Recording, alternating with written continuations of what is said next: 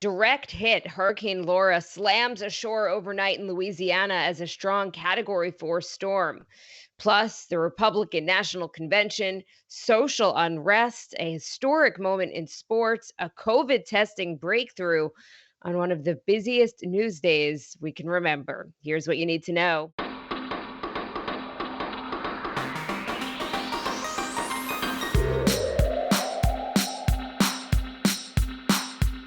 Good morning. This is Cheddar's Need2Know podcast for Thursday, August 27th. I am Jill Wagner with Carlo Versano. Good morning, Carlo.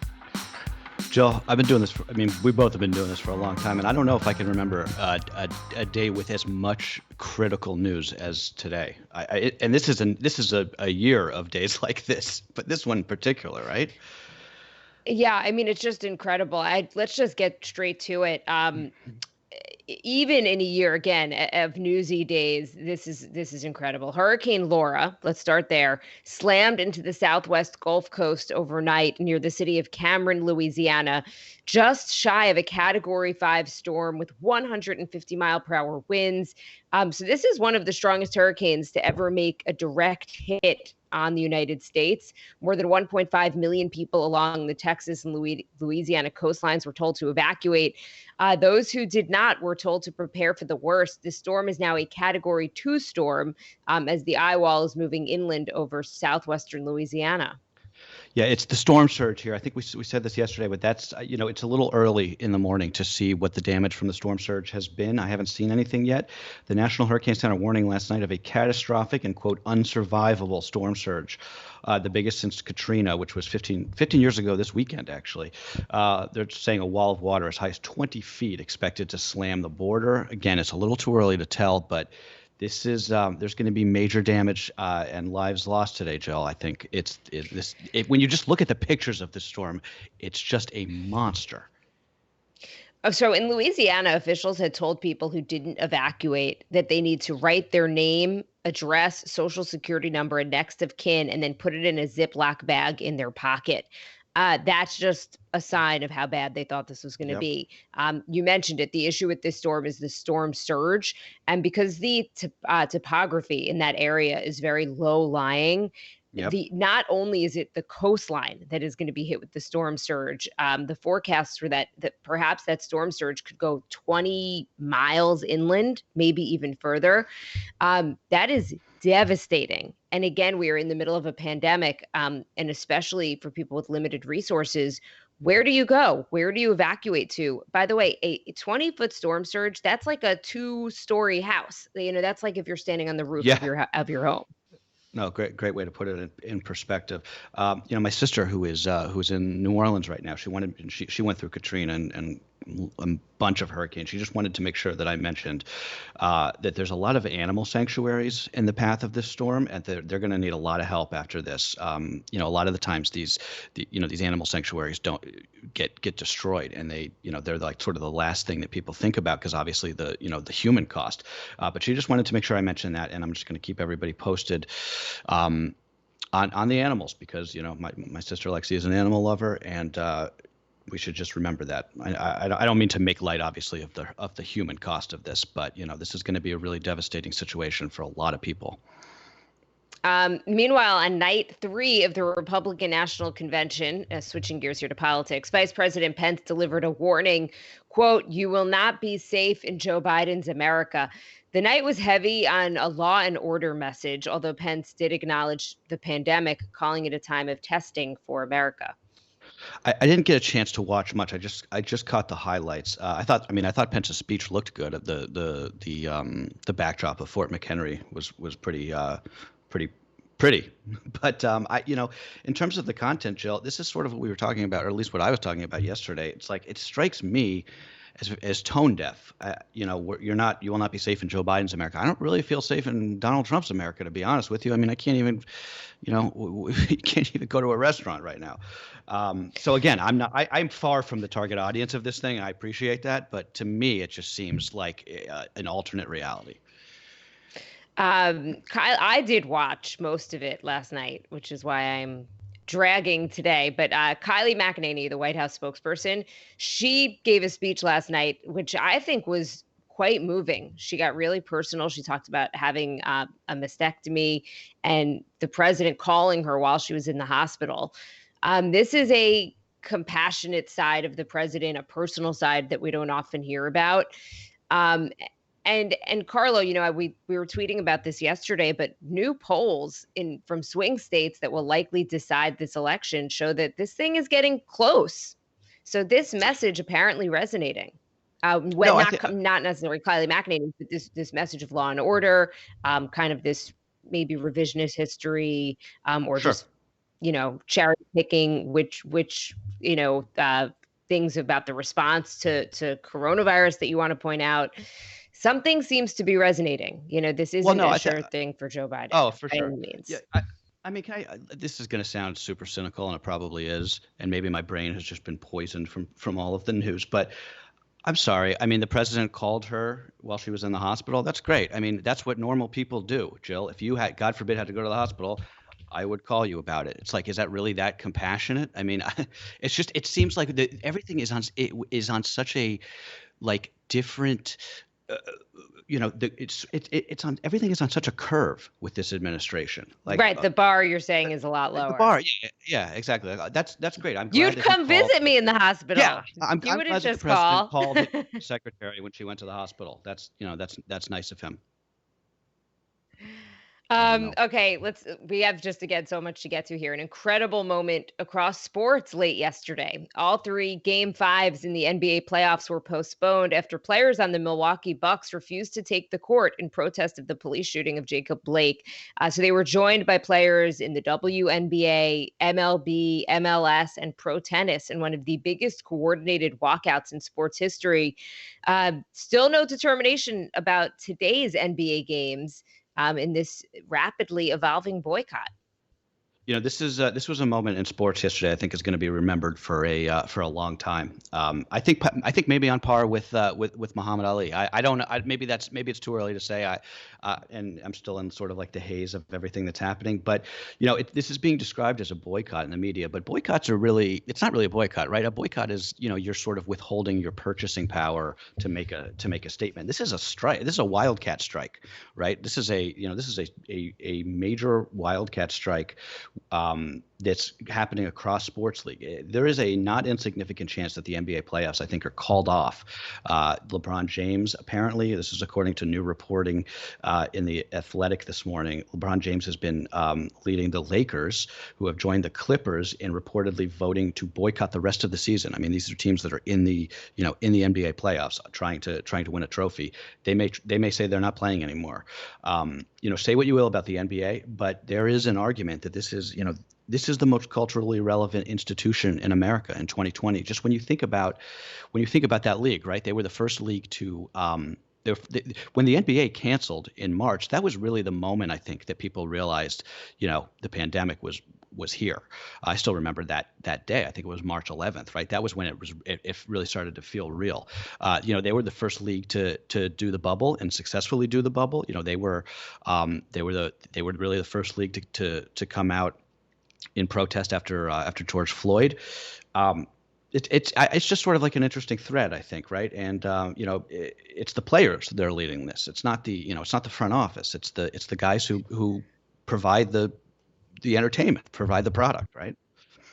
That was the day, I think, March 11th, that our old boss Jim Roberts, walked in. I remember he walked into the office. I was at the anchor desk, and he looked at me and he said, "This is not a normal news day, and don't treat it as a normal news day." And he was right. By the way, we are learning a bit more about what led to that shooting of Jacob Blake. The police in that area do not have body cameras. So there's no body cam video of this. But the DOJ says police first used a taser on Blake. They say that Blake told him that he had a knife in his car. They did find one, according to the DOJ, on the floorboard by the driver's side. No weapons were found on him himself. So again, it's, without that video, it's hard to really piece together exactly what happened. LA Clippers coach Doc Rivers, I thought, he got really emotional. I don't He's know if you great. heard any of what Yeah. he said, but he was just talking about the shooting of Jacob Blake. And he said, it's amazing why we keep loving this country and this country does not love us back. And he kind of was choked up about it. And I don't know, that resonated with me. Yeah, well, I mean, again, the NBA has some of the most just they're just the coaches and the players, I think, are just really good at sort of like hitting a nerve with people and sort of like understanding, where this country is. I think better than a lot of other sports leagues. And the irony of it too is that right now they're in a literal bubble. Like they're in a bubble Yeah. in Orlando.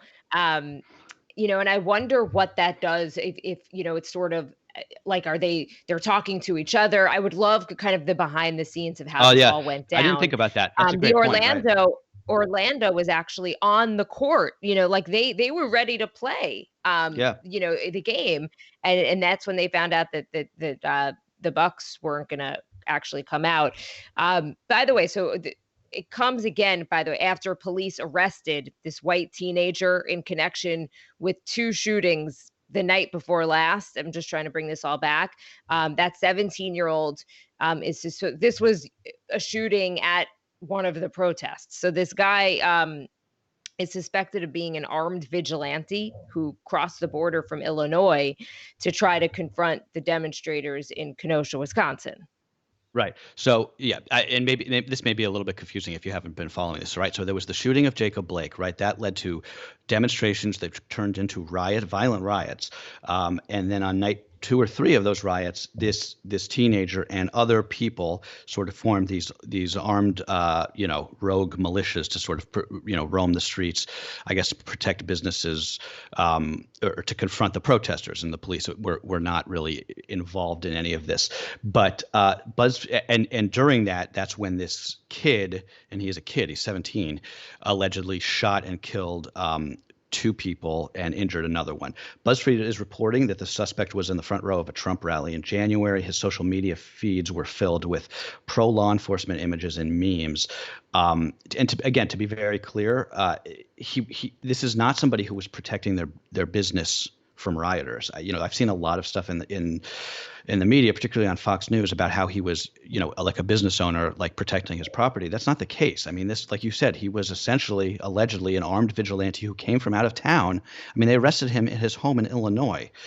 He was carrying an assault rifle in from another state, and he apparently had deputized himself to like shoot demonstrators and rioters. The police did not arrest him that night, even though he apparently admitted to the shooting to the police. They didn't get him until the next day, again in Illinois. Yeah, I mean, he was reportedly heard saying, "I just killed somebody."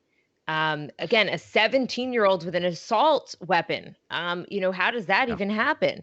Now, if you want to get any other sign that we're living in two worlds right now, depending on where you get your news or what side of the political spectrum you fall on, last night on Fox News, Tucker Carlson defended this teenager, saying that he was just trying to maintain order when nobody else would.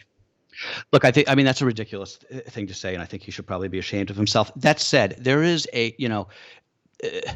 this is why the idea of defunding the police, I think, is misguided. Because if if there's no police, you're going to get a lot more of this, right? It's not like there's not going to be police and there's just not going to be violence or anything. There's just going to be all these losers who think that they are like deciding that they're going to be police. We don't need that in this country, right? We do not, as whatever you may think of the police, and there are some police forces I think that are better trained than others. Obviously, we do not want a extrajudicial militia roaming around cities deciding who should be gunned down. Like, let's just put a floor on that, right? um, yes. Okay, let's switch gears because again, even more news to get to. Let's talk coronavirus. We did get some promising news on the vaccine front. It sent the stock market skyrocketing yesterday. Moderna announcing more promising early results from its vaccine trials. The biotech company says that elderly patients are seeing similar immune responses to the younger patients that are also being tested in the clinical trial. So that is potentially huge, as we know that elderly patients are, of course, the highest risk group here. Also, Abbott Labs was given emergency use authorization for a rapid antigen test. Okay, so according to Abbott, it takes 15 minutes. It costs just $5. It's apparently 95% accurate. And they say that they can make millions of these, tens of millions per month by October. So That's the that's key. potentially groundbreaking here. Look, I think let's hope that this is a breakthrough. I think it's a big deal. Again, just by virtue of the scale. This is the kind of thing that we've been saying, right? Is the kind of thing that could get us back into, in the absence of a vaccine, back into schools and restaurants and big indoor events, right? If just everybody was able to just get tested on the spot, even if it's not 100% accurate, right? Like what's the saying? Like don't make the perfect the enemy of the good. I think that's sort of like the way to think about this. So that is great news. Also, a really important story in the New York Times this morning that I think has been matched in CNN and some other places as well.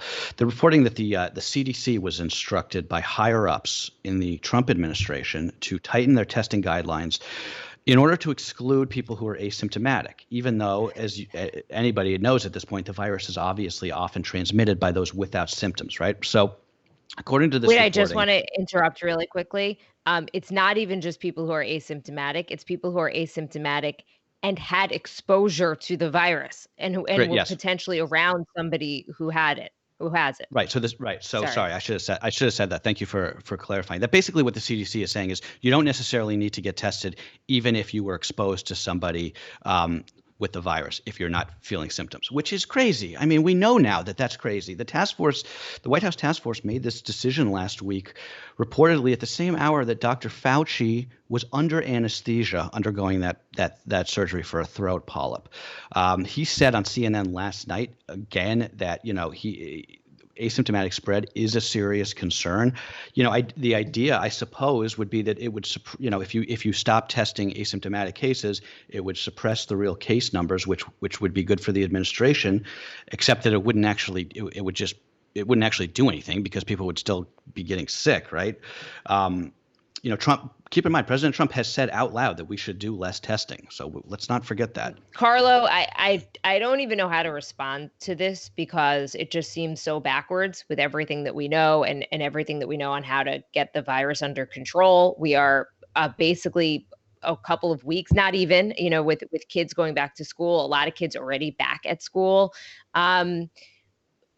This seems like it's purely political. And I don't know how you make sense of it in any other context. The only thing I will say is that if these are the guidelines from the CDC and these are the genuine guidelines, then let's stop testing everybody who gets in contact with President Trump. Then they don't need it. Then obviously testing is overvalued. And so if it's unnecessary for us, regular Americans, then the White House should implement that policy and stop testing everybody who comes in contact with the president. I would love to see a reporter. Then let's do it too. I would love to see a reporter ask the president that question today, because that's a great point. I mean, it's just so like it makes you want to slam your head against the table. Like, we know that this virus is carried by asymptomatic people. We want as much testing as possible. Oh, I'm gonna have an aneurysm. No, it's not even 7 a.m. Okay, Carlo, it is bleak out there today. I want to end, of course, on something a little bit lighter. Women's rights pioneers Sojourner Truth, Susan B. Anthony, and Elizabeth Cady Stanton are being memorialized in a new statue unveiled in New York City Central Park on the 100th anniversary of the 19th Amendment. It is the park's first statue, that depicts real-life women. It's also I learned this yesterday, only the sixth statue of an historical woman in New York City, 105 years after the first, which is astounding when you think about it. But progress. And if I linked to a picture of the statue in the newsletter today, it looks cool. I'm excited to go see it whenever I make my next journey to Central Park, whenever that will, 10 years from now. But yeah, anyway, it is. Please don't say that. Good progress. And yeah, good way to end it, Jill. A little bit of hope. All right, everybody. Am I reading that it's Becky's birthday today? I did want to. I wanted to shout out my beautiful wife, Becky. Happy birthday, baby. Happy birthday, Becky. All right. Well, I hope you guys have a good day. And thanks everybody for listening. Thanks everybody for writing in with all those awesome stories about your take on colleges Yeah, we got to talk about that maybe I think tomorrow. Carlo and I think today there was just too much news to really do a follow up, but we should try to hit that tomorrow for sure, and kind of bring in some of the opinions that you guys brought in personal stories, fascinating stuff. Yeah, we got some great emails yesterday. I love our listeners. Me too. Okay, everybody, that's what you need to know for Thursday, August 27th. Be well, everyone.